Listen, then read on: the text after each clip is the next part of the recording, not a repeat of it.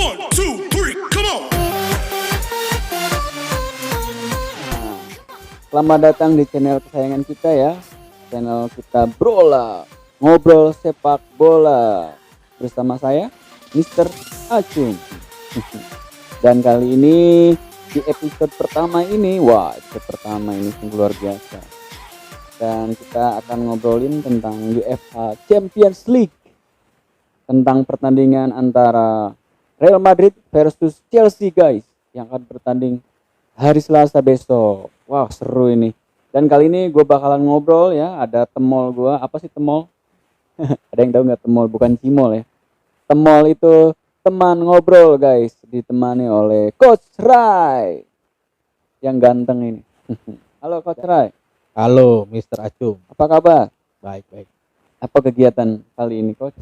Kita ngobrol aja nih. Ngobrol. Nungguin buka puasa kayaknya. Oh masih puasa ya? Alhamdulillah. Alhamdulillah. Jalan terus. Udah berapa hari sih kita nih? Berapa ya? 8 10 hari lewat. ada? 10? 10 lewat 10 ya? Iya 10 ya. Makanya banyak jargon, jangan lupa 20 hari lagi katanya. 2-0 dong. 2-0. Udah jangan dibahas dulu. Buat teman-teman juga selamat menjalankan ibadah puasa ya. Oke coach, sekarang kita mau bahas semifinal leg pertama antara Real Madrid versus Chelsea ya. Ya. Nah sebelum kita masuk ke pertandingan, gue mau bahas dulu sedikit tentang UEFA Champions League musim ini nih. Ada nggak sih coach perbedaannya dengan musim-musim sebelumnya? Musim ini justru perbedaannya dengan musim lalu nyata sekali ya. Karena sebenarnya yang musim lalu nih yang beda sendiri. Kenapa tuh? Karena adanya pandemi Covid ngebuat formatnya agak sedikit dirubah. Perempat final, semifinal hanya satu leg aja. Betul. Sementara musim ini kembali lagi ke format awal, kembali ke normal. New normal ya, Ya, new normal dan back to normal ya. back to normal. Jadinya perempat final juga 2 leg, semifinal juga 2 leg. Home away ya. Ya, home away dan membuat kita lihat sendiri hasilnya sedikit beda dengan musim lalu. Musim lalu banyak tim kejutan ya. Ada Olympique Lyon dan RB Leipzig ya dari Jerman. Karena diuntungkan dengan format yang baru, mereka lolos dari quarter final karena itu hanya satu leg, bisa lolos ke semifinal. Musim ini 4 tim yang ada di semifinal notabene tim unggulan semua ya. Ada Paris Saint-Germain, Manchester City, Chelsea dan Real Madrid. MU nggak ada ya? Oke, itu berarti perbedaannya coach ya antara musim dan musim lalu. Ada sedikit ya perbedaan. Sebenarnya tahun lalu udah masuk corona juga kan ya? Tahun lalu udah masuk. Sekarang cuman ke new normal. Ya, jadi balik lagi ke format awal sebelum corona. Cuma bedanya musim ini nggak ada penonton aja. Iya. Musim lalu nggak ada penonton dan formatnya dirubah. Bener. Sebelum lebih lanjut lagi, kita bahas satu-satu dulu. Untuk tim dari Real Madrid sendiri nih, menurut coach sendiri gimana nih penampilan Real Madrid khususnya di Liga Champions ini kok? Real Madrid ya, kita bahas Real Madrid ini penampilannya musim ini bisa dibilang naik turun ya, ups and down, dikarenakan faktor utamanya adalah cedera pemain. Banyak cedera pemain seperti Sergio Ramos, Eden Hazard itu cederanya lumayan tuh, setengah musim lebih. Bahkan di pertandingan besok lawan Chelsea dipastikan absen. Ada beberapa pemain tambahan lagi yang absen juga, seperti Ferland Mendy, Federico Valverde juga masih cedera, dan Lucas Vazquez juga kabarnya terakhir sampai akhir musim harus menjalani recovery untuk cederanya juga. Jadi banyak sekali ya yang pemain yang cedera. Justru itu yang ngebuat Real Madrid musim ini jadi naik turun penampilannya. Bener. Tapi di sisi lain ada juga pemain-pemain pelapis yang tadinya hanya pelapis akhirnya mendapat menit bermain yang lebih dan bisa menunjukkan kualitasnya justru ya. Jadi dia menunjukkan kualitasnya layak jadi pemain Real Madrid. Ya, seperti Federico Valverde, ada Lucas Vazquez, ada Nacho Fernandes di belakang pengganti Sergio Ramos, itu mainnya bagus juga. Ya, ada Nggak juga jauh Vinicius. Nggak jauh kualitasnya. Ya, dia menunjukkan bahwa dia layak main di Real Madrid, bukan cuma pelapis, jadi pemain inti juga saya siap gitu. Istilahnya begitu. Nah, terus kehilangan sosok Ronaldo nih ngaruh nggak sih? Ronaldo ya Sejauh pasti ini? ya, pasti ya. Dari Atau lebih gimana gitu? ya berpengaruh ya pasti. Tapi itu jadi ruang terbuka sendiri untuk Zidane ya, pelatih Real Madrid, berkreasi dengan pemain muda ya.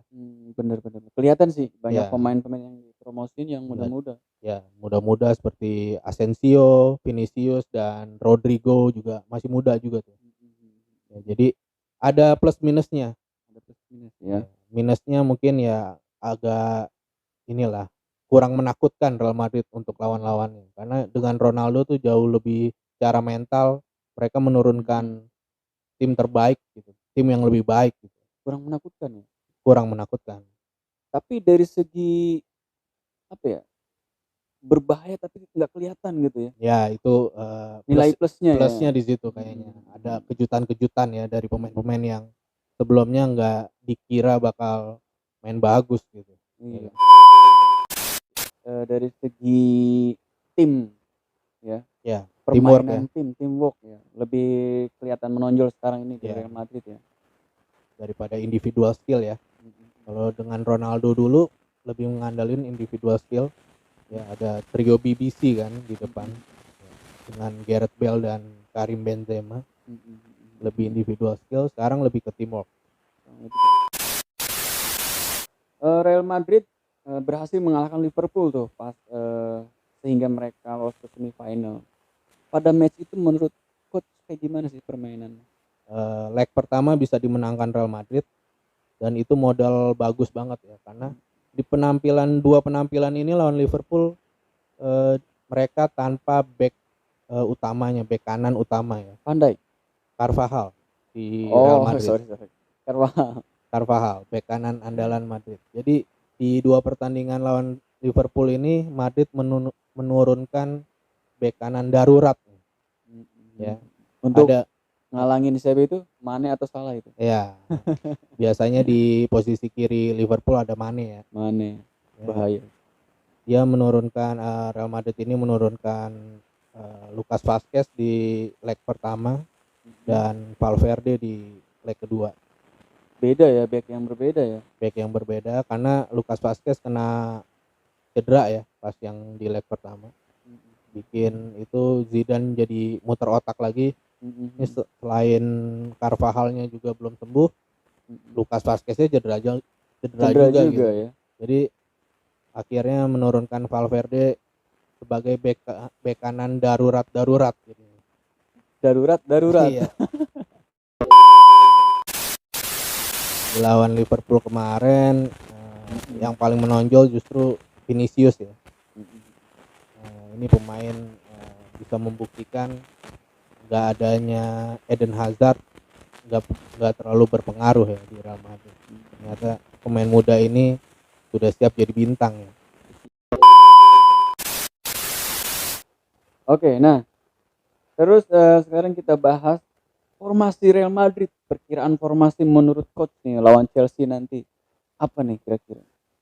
Apakah 5-3-2-1 6-5? Itu formasi apa nomor telepon? Formasi nomor telepon. Ada beberapa alternatif ya. Bisa aja Zidane nurunin pertama dengan formasi normalnya 4-3-3 ya. Tapi bisa juga kemarin setelah cederanya Ferland Mendy ada sedikit eksperimen lawan di Liga Spanyol. Mereka menurunkan formasi 3-4-3 ya, untuk mengatasi lobang di sisi fullback yang ditinggalkan pemain-pemain utama nih, Ferland Mendy dan Carvajal. Bisa jadi dia pakai 3-4-3, tapi kemungkinan kalau besok lawan Chelsea 4-3-3 bisa lebih diandalkan oleh Zidane. 4-3-3 ya, lebih menyerang ya, Ya, tetap ya. ya dengan bek kanan bisa diisi oleh Carvajal yang telah kembali dari cedera. Lalu di bek kiri ada Marcelo. Andalan banget tuh. Marcelo, dan di center backnya ada Nacho Fernandes dan Rafael Varane. Lalu 3 di tengah ada Casemiro, Luka Modric dan Toni Kroos. Lalu di depannya 3 ada di kanan, sisi kanan ada Asensio, di kiri ada Vinicius, dan di ujung tombaknya ada Karim Benzema. Yang lagi puasa juga, mudah-mudahan nggak ngaruh. Itu siapapun bintangnya Benzema tetap strikernya. Iya, betul. Semboyannya Real Madrid begitu ya, dari tahun berapa itu ya? Semboyannya itu ya. Oke, sekarang kita bahas tentang key playernya Real Madrid. Menurut coach siapa nih pemain kunci Real Madrid ya yang bisa jadi faktor pembeda nanti lawan Chelsea menurut coach? Pemain kunci ya. Tadi udah disebutin nama. Tadi kan formasi. Oh, Karim Benzema. Karim Benzema.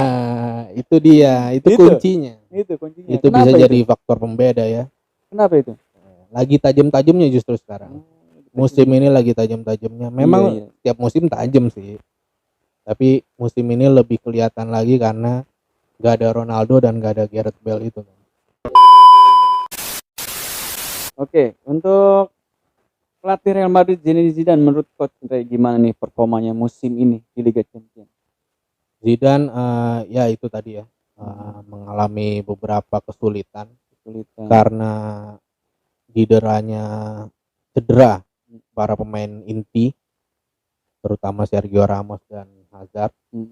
Itu ngebuat Zidane juga lumayan berpikir keras nih musim ini. Sangat keras. Dia harus muter otak gimana caranya menutupi lubang-lubang yang ditinggalkan pemain-pemain utama. Pemain intinya ya. Tapi untungnya itu tadi banyak pemain muda yang udah siap, dan Zidane memang kayaknya spesialis untuk bisa menuntun pemain muda jadi bintang. Banyak sekali pemain muda yang kalau ngedengerin Zidane ngomong tuh jadi termotivasi ya. Cocok banget. Berarti Zidane. Dia bukan cuman maestro di dalam lapangan ya. Dia bukan cuman bisa ngomong sama pemain yang udah bintang, tapi pemain yang siap jadi bintang. Mungkin itu kelebihan Zidane dibandingkan pelatih-pelatih yang lain. Kita bedah nih. Tadi kan Real Madrid sudah nih ya. Ya. Kita ngomongin masalah football club Chelsea. Gimana nih penampilan Chelsea ini, khususnya di Champions League ini? Chelsea sama kayak Real Madrid, penampilannya naik turun. Tapi faktornya beda. Kalau Real Madrid karena banyaknya cedera pemain, Chelsea ini lebih ke pemilihan pemain justru. Ya. Pemilihan pemain yang musim ini agak sedikit beda dengan pelatih sebelumnya. Ya, karena Chelsea ini musim ini punya 2 pelatih nih. Ya. Iya. Karena di awal musim dilatih oleh Frank Lampard. Oh iya, yang baru dipecat itu ya. Nah, dan di tengah musim manajemen Chelsea memutuskan untuk memecat Lampard dan menggantikannya dengan Thomas Tuchel. Yang baru dipecat juga dari PSG. Jadi mengangkat pelatih yang korban pemecatan juga ya. Iya. Itu dunia sepak bola begitu sih. Iya. Pecat sono pindah sini, pecat sono pindah sini gitu ya. Jadi bedanya dengan Real Madrid itu. Tapi dua-duanya memang tim yang naik turun performanya musim ini. Oke, Chelsea berhasil mengalahkan FC Porto nih coach di perempat final. Menurut coach sendiri gimana nih penampilan Chelsea kemarin? Ya lawan Porto banyak kejutan tuh ya. Karena Porto waktu kemarin lawan Chelsea lumayan percaya diri mainnya. Lumayan menyerang, tapi justru Chelsea bisa bertahan dengan baik ya. Sehingga walaupun di pertemuan kedua kalah 1-0 tetap lolos. Karena menang agregat 2-1 meskipun Porto menang ya. Walaupun Porto menang, karena itu seru juga pertandingan. Karena Porto juga merasa percaya diri, mereka bisa menumbangkan Chelsea. Tapi khususnya di lini belakang Chelsea kuat sekali ya. Lawan Porto menunjukkan bahwa taktik defense-nya berjalan lancar nih Thomas Tuchel. Tinggal gimana mereka bisa menyerang balik lawan dan lebih produktif lagi di lini depan. Itu aja problemnya yang kemarin lawan Porto. Dan Sehingga mereka lebih sabar ya untuk ya lebih sabar. kebobolan lebih banyak Ya, ketika defense memang sudah teruji, taktiknya brilian sekali itu, Jo. Perkiraan formasinya untuk Chelsea sendiri gimana nih lawan nanti Real Madrid menurut lo? Ya, Chelsea formasi favorit Thomas Tuchel nih di Chelsea, dia lebih senang pakai 3-4-3 ya. Berarti udah lama juga tuh formasi pakai Chelsea ya kayaknya. Dari zaman sebenarnya Lampard waktu musim pertama pakai itu juga ya. Cuman dia berubah musim ini, awal musim tuh pakai 4 back. Dan kebanyakan 4-2-3-1 karena mengakomodasi pemain-pemain baru ya. Ada Timo Werner, ada Hakim Ziyech, ada Kai Havertz. Itu pemain-pemain baru yang memang harus dicariin jalan keluarnya nih untuk bisa masuk ke tim utama oleh Lampard. Tapi sayangnya nggak berjalan mulus. Chelsea banyak tersendatnya, khususnya di Liga ya. Iya. Sampai kelempar jauh dari zona champion. Tapi di Champions League dia tetap melaju terus, nggak ada masalah. Justru sekarang Tuchel lebih ke formasi 3-4-3 ya. Ya, dengan mungkin di belakang ada Azpilicueta dan Rudiger dan mungkin Thiago Silva ya. Lalu di tengah ada Reece James di kanan, ada Ben Chilwell di kiri. Di tengah juga ada Jorginho atau N'Golo Kante ya. Atau juga bisa ada Kovacic di situ. Tapi kemungkinan lawan Madrid N'Golo Kante lebih didahuluin sama Tuchel. Karena untuk defense-nya dulu ya, karena Real Madrid di pertemuan pertama dia sebagai tim yang diunggulkan dan juga main di kandang duluan kan. Kandang Madrid dulu ya. Ya, jadi Chelsea kemungkinan akan defense dulu dan lebih memilih N'Golo Kante di tengah. Lalu di depan pakai 3 pemain. Di kanan bisa aja ada Pulisic, Christian Pulisic. Lalu di kiri ada Mason Mount dan di tengah ada Timo Werner.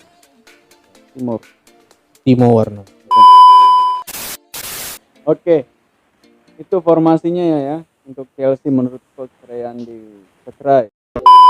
Kita bahas key playernya Chelsea. Menurut Coach siapa nih untuk pertandingan nanti melawan Real Madrid? Chelsea sendiri. Ya, di Chelsea ini ada satu pemain yang menarik perhatian saya ya. Siapakah itu?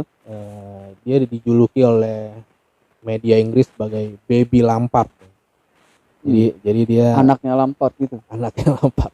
Enggak, dia titisannya. Ya, pemain yang sangat bisa diandalkan, bisa jadi seperti Frank Lampard dulu di Chelsea ya. Namanya Mason Mount. Ya, musim ini luar biasa sekali tampilannya. Dan ini bisa membuat Chelsea terkesan ya dengan pemain ini ya. Karena dia binaan produk asli akademi Chelsea. Mirip sekali perjalanannya dengan Lampard juga gitu ya. Lebih mirip dengan John Terry. John Terry. Karena pemain terakhir di Chelsea itu yang binaan akademinya itu yang bisa menembus tim utama John Terry. Ya. Tapi gaya mainnya sangat Frank Lampard sekali. Mirip Frank Lampard sekali. Dan saya pikir ya dialah pemain kunci untuk pertandingan nanti lawan Real Madrid.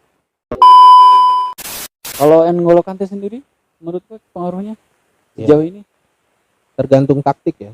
Kalau Kante ini tergantung pelatih ingin lebih fokus kemana ya. Kalau dia untuk defense, N'Golo Kante sangat bisa diandalkan.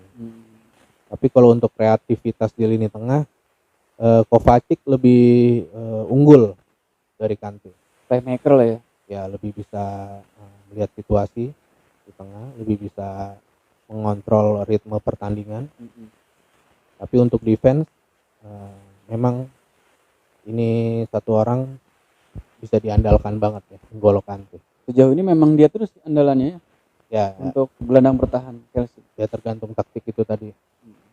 Jadi dia dan Kovacic dan Jorginho bisa Oh, ada harganya. bisa dirotasi di lini tengah. Mm-mm. Kadang-kadang Mason Mount juga main di posisi tengah. Gelandang bertahan. Ya, itu bisa jadi alternatif juga buat Thomas Tuchel. Tapi untuk lawan Madrid nampaknya untuk leg pertama ini Kante lebih favorit untuk turun di Pertama ya. sebagai starting 11. Thomas Tuchel nih masuk setelah Frank Lampard dipecat ya. Pertengahan musim lah ya coach ya. Menurut coach gimana itu perbedaan cara melatih dia atau perkembangan dia selama di Chelsea Ya, sendiri gimana tuh? perbedaannya Mm-mm. dengan Lampard ya, Ya pastinya bukan dengan dengan Mourinho. Mourinho. Kejauhan ya. Dengan Lampard perbedaannya musim ini lebih ke pemilihan pemain dan penerapan strategi ya, khususnya formasi. Lampard lebih seneng mainin formasi 4-2-3-1 atau 4-3-3, lebih mengandalkan 4 pemain di lini belakang. Tapi Tuchel lebih ke main 3-4-3 atau 3-4-2-1. Jadi dia lebih ngandelin 3 pemain di lini belakang. Jadi Azpilicueta biasanya main di bek kanan, ini bisa main di center back kalau dengan sistem of play-nya Thomas Tuchel. Betul, yang mengandalkan 3 back. Dan ada juga perbedaannya di pemilihan pemain. Thomas Tuchel karena orang Jerman mungkin ya, dia lebih ngandelin pemain-pemain yang udah ada di Chelsea dan paspornya Jerman, orang-orang Jerman. Iya. Seperti Timo Werner, Antonio Rudiger dan Kai Havertz. Yang pemain-pemain ini waktu zamannya Frank Lampard nggak terlalu dikasih kesempatan untuk bermain. Lampard lebih suka nurunin pemain-pemain lain ya, kayak Kurt Zouma atau Tammy Abraham. Jadi lebih ke masalah pemilihan pemain aja, selectionnya sama formasi juga ngaruh sih. Ternyata dengan 3 back ini Chelsea lebih defense-nya lebih kuat lagi, lebih solid lagi, sulit ditembus. Hanya kelemahannya di lini depan aja. Dia nggak punya satu pemain yang menonjol, yang tajam ya, striker tajam sebagai ya. goal getter. Belum ketemu orangnya, mungkin lagi dicari ya. Setelah terakhir kan Diego Costa ya. Diego Costa. Setelah itu nggak ada striker yang Ya, musim lalu masih ada ya? Morata kelihatan ganteng banget, jadi halus. terlalu glowing. Setelah itu nggak ada lagi ya, yang tajam banget Chelsea.